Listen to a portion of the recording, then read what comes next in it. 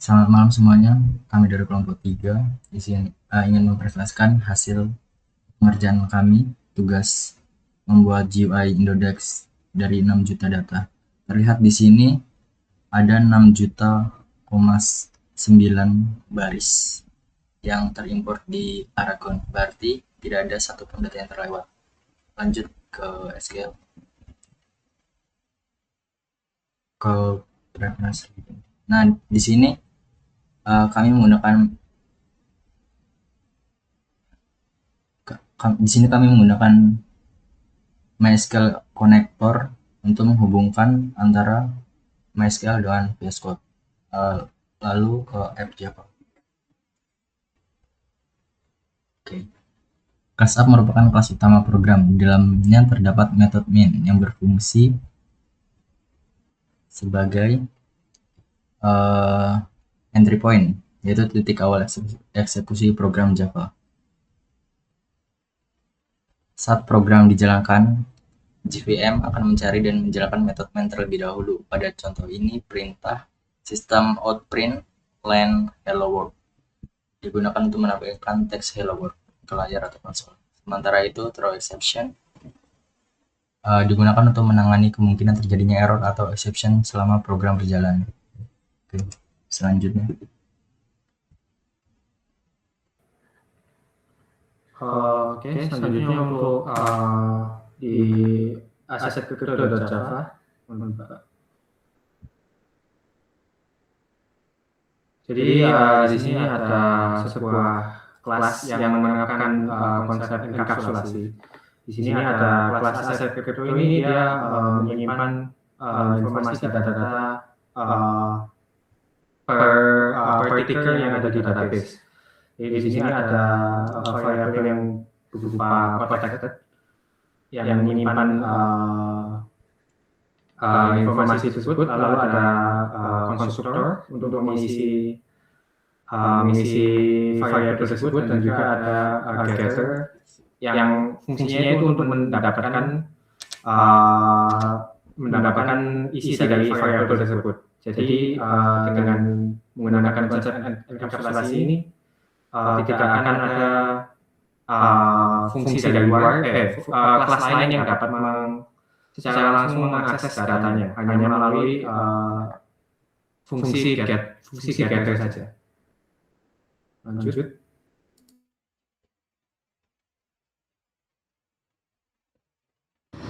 Oke, selanjutnya di mainframe Java. Jadi mainframe Java ini menjelaskan struktur antarmuka. Jadi class mainframe ini mewarisi frame, jadi berfungsi sebagai jendela utama aplikasi. Pada konstruktor ini, ukuran jendela itu ditetapkan 1050 x 650 pixel dengan satu location relatif agar tampil di tengah layar. Jadi tata utama menggunakan border layout. Pada bagian atas terdapat panel atas dengan flow layout yang berisi G-text field untuk pencarian dan G-combox untuk pengurutan data. Dan bagian tengah digunakan untuk menampilkan data melalui G-table. Table dikontrol oleh default table model dan metode. Jadi di-override agar seluruh sel bersifat read-only sehingga pengguna tidak dapat mengubah data secara langsung. Selanjutnya, tabel dibungkus dengan G-scroll pane agar dapat diakses dan header kolom tetap terlihat. Next. Pada bagian ini ada event listener untuk menangani reaksi dari pengguna pada antarmuka aplikasi. Event listener pertama terdapat pada tombol selanjutnya. Untuk ketika tombol selanjutnya diklik, nilai offset akan ditambah sebesar limit. Kemudian nomor halaman bertambah 1. Setelah itu sistem memanggil metode muat data background untuk mengambil data halaman berikutnya dari database. Selanjutnya dapat data tombol sebelumnya. Saat tombol sebelumnya diklik atau brief, sistem akan mengecek apakah offset lebih besar dari 0. Jika ya, offset dikurangi sebesar limit dan halaman dikurangi 1. Kemudian data halaman sebelumnya akan dimuat kembali. Kemudian untuk fitur search, Ketika tombol tersebut ditekan, sistem akan mengembalikan halaman ke awal melalui metode reset paginasi, lalu menghitung ulang total data yang sesuai dengan kata kunci pencarian dan memuat hasil pencarian ke tabel. Tentunya untuk fitur sorting, ketika pengguna memilih opsi pengurutan yang berbeda, misalnya berdasarkan harga tertinggi atau terendah, sistem akan kembali ke halaman pertama dan menampilkan data sesuai urutan yang dipilih. Terakhir terdapat pada tombol refresh. Untuk fungsinya sendiri adalah mengembalikan aplikasi ke kondisi awal. Kolom pencarian akan dikosongkan, pilihan sorting dikembalikan ke default. Halaman di-set ke halaman pertama, kemudian seluruh data dimuat ulang dari database. Next. Oke, selanjutnya di bagian Tinker Index ini terdapat atribut createDate yang dimana bertipe string. Atribut ini digunakan untuk menyimpan informasi waktu atau tanggal ketika data ticker dibuat atau diperoleh. Nah, di bagian public ticker index ini digunakan untuk menginisialisasi objek ticker index yang di dalam konstruktor tersebut terdapat metode super ID pair last price hash 24 hour cloud 24 hour dipanggil untuk mengirim nilai ke konstruktor milik kelas induk, yaitu aset kripto. Setelah itu nilai parameter createDate disimpan ke atribut createDate milik kelas ticker index.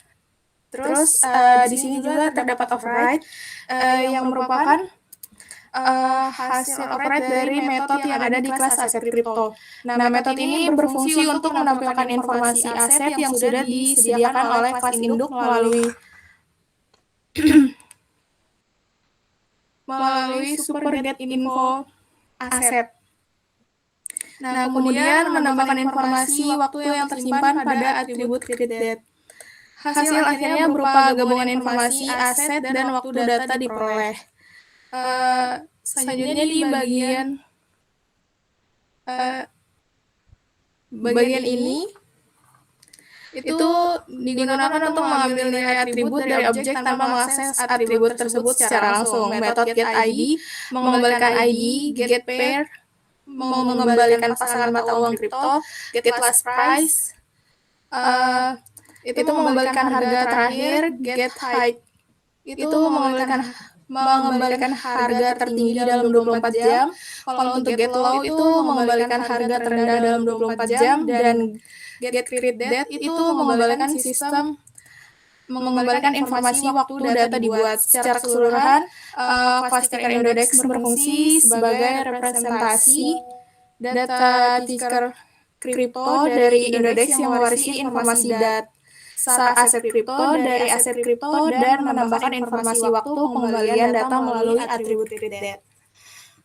Oke, selanjutnya untuk tampilannya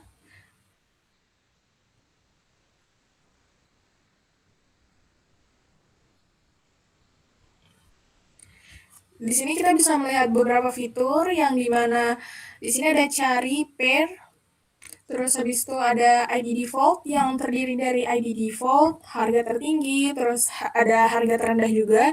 Di sini juga ada fitur search dan refresh. Untuk kotak kosong ini kita bisa gunakan untuk mencari berdasarkan pairnya, yang dimana sebagai contoh di sini kita menuliskan ale_IDR. Selanjutnya kita akan menekan tombol search.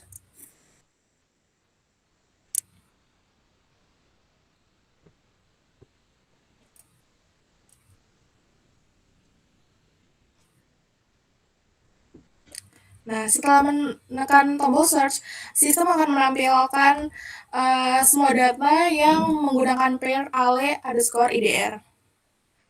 Di sini juga kita bisa menggunakan fiturnya yang seperti tadi saya bilang. Di sini ada harga tertinggi dan harga terendahnya. Kita akan mencoba untuk menampilkan dari harga tertingginya.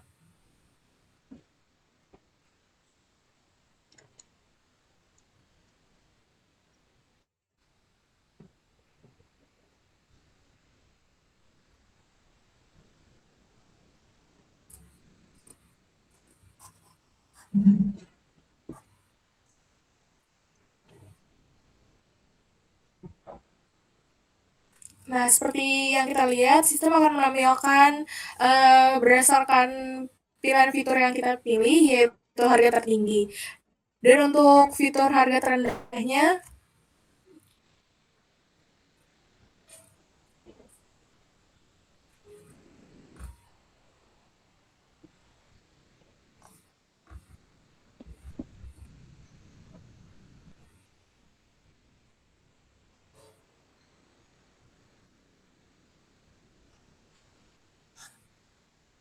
nah, untuk harga terendahnya akan menampilkan seperti ini. Untuk fitur selanjutnya ini ada di bagian bawah. Tertera sebelumnya itu untuk kembali ke halaman sebelumnya, dan untuk fitur selanjutnya itu untuk halaman selanjutnya, untuk ke halaman selanjutnya. Terdapat juga fitur pagination yang dimana sistem tidak langsung menampilkan data secara keseluruhan, tetapi membaginya dalam beberapa halaman. Mungkin itu saja dari kelompok kami. Kurang lebihnya mohon dimaafkan. Assalamualaikum warahmatullahi wabarakatuh.